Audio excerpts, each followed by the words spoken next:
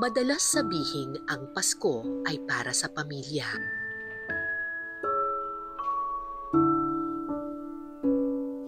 Pero paano kung maaga kang naulila sa iyong ama at ina?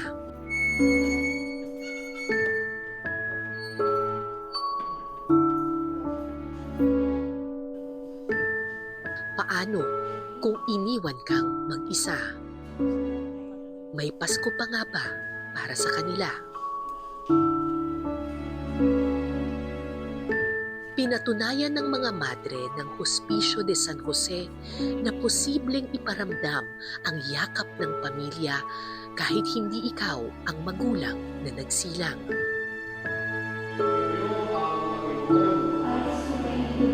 Isinilang ka man sa sabsaban o sa bakal na kanlungan,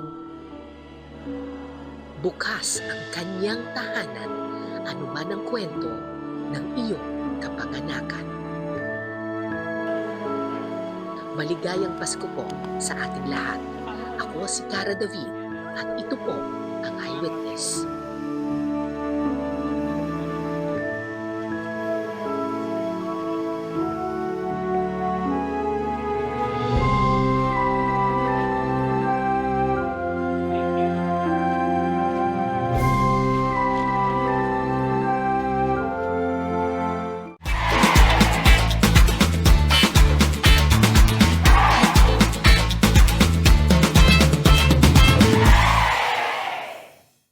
Maraming salamat sa pagtutok ninyo sa Eyewitness mga kapuso. Anong masasabi ninyo sa dokumentaryong ito? I-comment nyo na yan. Tapos mag-subscribe na rin kayo sa GMA Public Affairs YouTube channel.